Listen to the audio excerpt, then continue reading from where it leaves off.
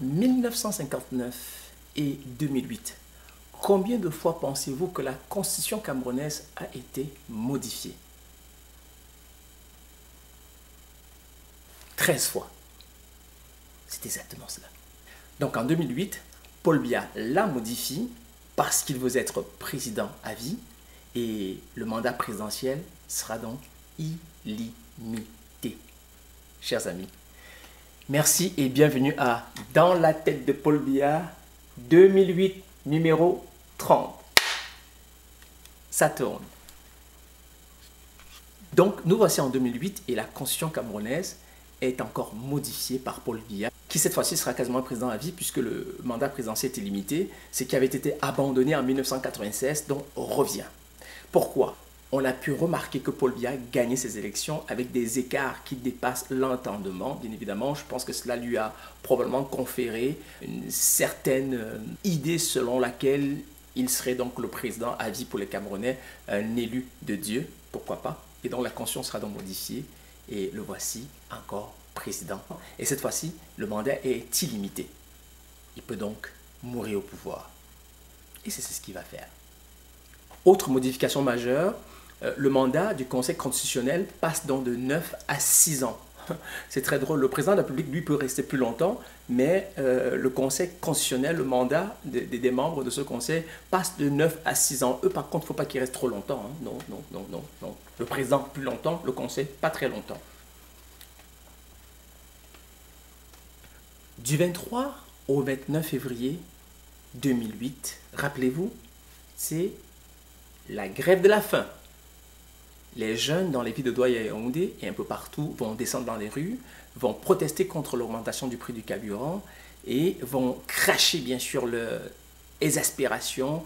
Ils sont à 26 années de mandat de Paul Biya, il veut qu'il s'en aille, il veut qu'il parte et ils vont donc organiser ainsi une manifestation sur l'étendue du territoire national et notamment dans les grandes villes. Et bien sûr, comme vous le savez, les manifestations vont être réprimées, mais avec beaucoup de violence. Pour répondre favorablement à cette manifestation, Paul Biya a donc réduit le prix de carburant de 6 francs. Et il était de 15 francs plus cher, donc on va enlever, bon, on va dire un peu de la moitié, près de la moitié, pardon. Par la suite, Paul Biya va promettre une augmentation de salaire des fonctionnaires de 15%. Et aussi, il va donc geler les droits de douane des produits de première nécessité. Ça va calmer la population, mais pendant une semaine, les gens en avaient marre de Paul Biya. Dit qu'il manifestait parce qu'ils estimaient que ça faisait 26 ans qu'il est au pouvoir. Nous sommes en 2020. 38 ans. Je pense que ceux qui ont manifesté et qui avaient peut-être 18 ans, aujourd'hui, eh bien, ils ont déjà 30 ans. Figurez-vous. Ça passe vite le temps. En 2008, Paul Biya va signer un décret portant organisation administrative du Cameroun. Donc, les provinces vont devenir les régions, les districts vont devenir les arrondissements et le Cameroun va donc compter 360 arrondissements à ce moment-là. 2008, lutte contre la gabegie. L'opération Épervier va épingler le ministre de l'économie et des finances, M. Abba Abba, le ministre de la Santé, M. Urbain Olanguena Aono, et ils vont donc se retrouver en prison. C'est ce qu'on va appeler l'opération Épervier et ça ne fait que commencer. Juillet 2008. Pour contrer l'avancée du désert, le ministre de l'Environnement et de la Protection de la Nature va organiser à Maroua ce qu'il va appeler Opération Sahel Vert. Les millions d'arbres seront plantés dans les départements du Mayokani et dans le Logone et Chari. La plantation de ces arbres va donc contribuer ainsi à lutter contre la désertification et bien sûr de permettre à ce que ces régions soient beaucoup plus vertes. 2008, il y a 2 banques africaines qui vont s'installer au Cameroun, donc l'UBA qui vient du Nigeria et la BCME qui vient du Maroc. Le Cameroun commence à être très intéressé par ces pays voisins. 27 septembre 2008, un gros braquage a lieu à Limbe, le braquage le plus spectaculaire au Cameroun. Des malfrats lourdement armés et possédant des explosifs vont ainsi utiliser ces explosifs pour faire sauter les coffres forts de 4 banques pour la même journée. Ils vont ainsi emporter 250 millions de francs CFA des banques SGBC, la BEAC, Amity Bank et le Crédit Agricole. Ce qui est très drôle, c'est que le ministre de la Défense savaient qu'il devait y avoir un braquage et ils estiment qu'ils ont pris des précautions pour que cela se passe bien. Du moins, cela aurait pu se passer mal, puisqu'à la fin, il y a eu un mort quand même. C'est bizarre hein, que le ministre le savait et n'a pas envoyé des éléments pour protéger la banque. En tout cas, je trouve ça assez bizarre. 2008, c'est la libéralisation du secteur du ciment. Paul Biya estime que Cimencam n'arrive pas à satisfaire l'offre de la demande à l'intérieur. Pourquoi? Parce qu'en fait, Cimencam préfère vendre le ciment à l'extérieur du Cameroun, dans les pays de la sous-région, parce que Cimencam vend plus cher et crée artificiellement une pénurie de ciment au Cameroun. Ce qui fait que Cimencam avait le monopole. Donc Paul Biya va donc décider ainsi que ce monopole est terminé et va donc permettre ainsi à d'autres entreprises ou à d'autres Camerounais ou à des étrangers de pouvoir s'installer au Cameroun et de fabriquer le ciment. Ce qui fait qu'au Cameroun, aujourd'hui, on n'a plus que Cimencam. Je pense qu'il y a aussi la compagnie Dangote qui fait du ciment. Bref, il y a aujourd'hui au moins 3 joueurs dans le domaine, ce qui permet ainsi au Cameroun d'avoir la variété, le choix et le prix, ce qui est une très bonne décision. 2008, des assaillants non identifiés attaquent encore pour une deuxième fois les positions de l'armée camerounaise à Bakassi.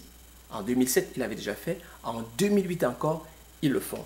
Cette fois-ci, Paul Biya va décider d'envoyer le bataillon d'intervention rapide dans le Biya pour pouvoir donc soutenir l'armée camerounaise parce qu'on sait très bien que le Biya avait réussi à mener la guerre contre les coupeurs de route et Paul Biya estime que cette fois-ci, il va falloir donc qu'ils aillent soutenir l'armée camerounaise pour pouvoir traquer ces assaillants qui, n'est-ce pas, viennent ainsi s'aimer le trouble et la peur auprès des populations de Bakassi en tuant des éléments de l'armée camerounaise. D'ailleurs, toujours à Bakassi, le sous-préfet de Kumbo, Abedimo, sera assassiné avec 6 soldats alors qu'il se rendait à Bakassi.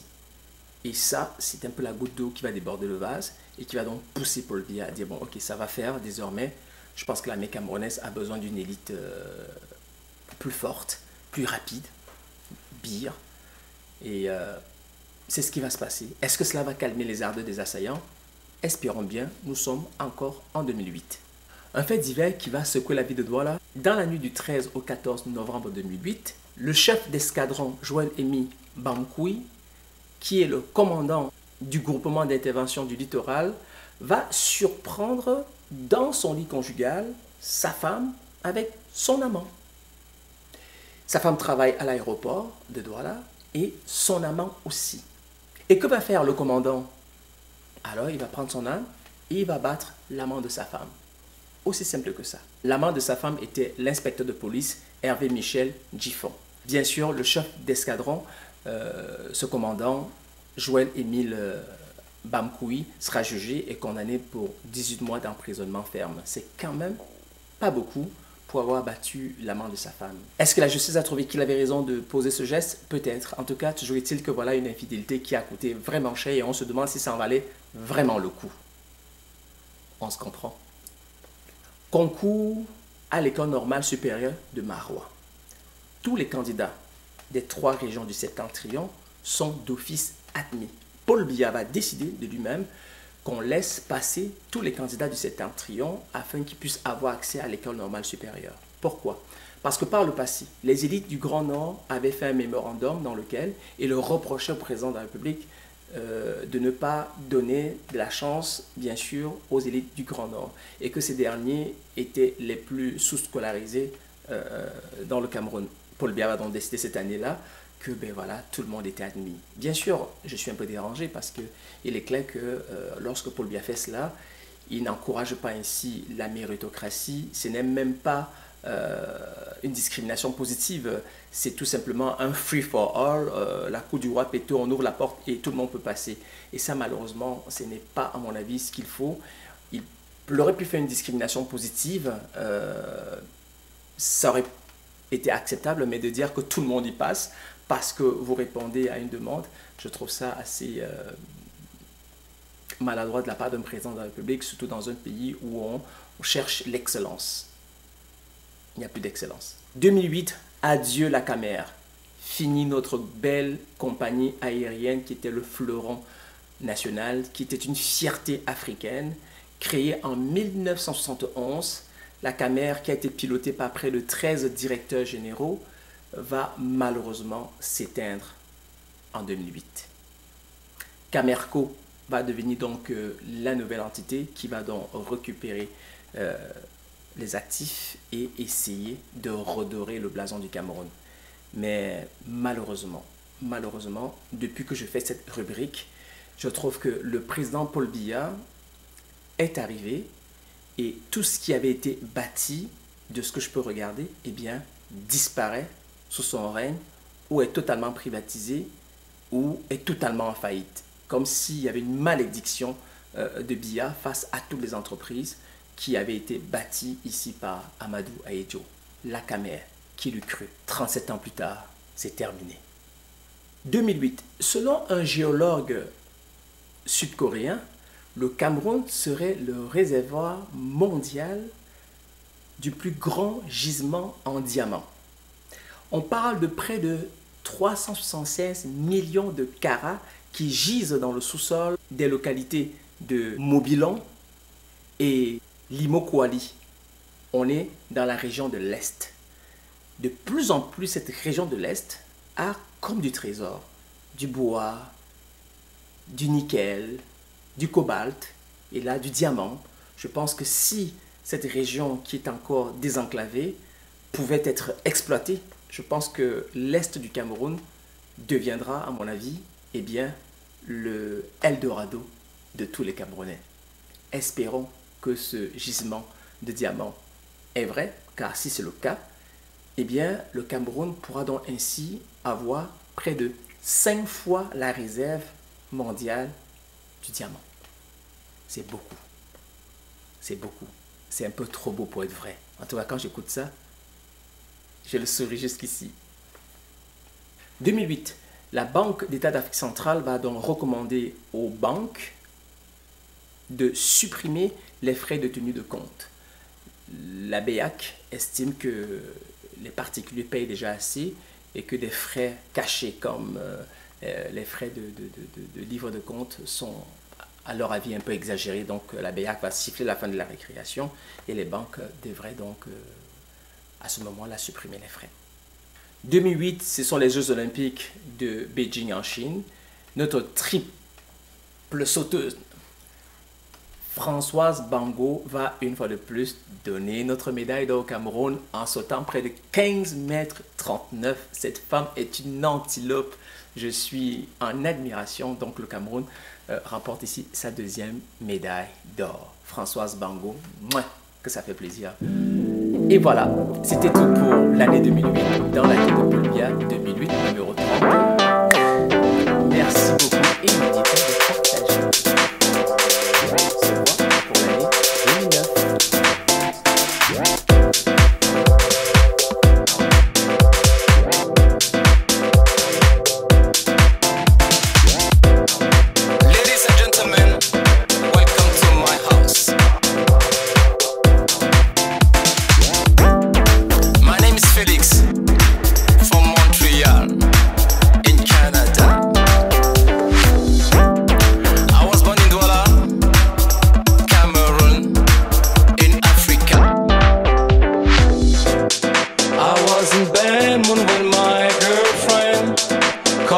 Said it's over.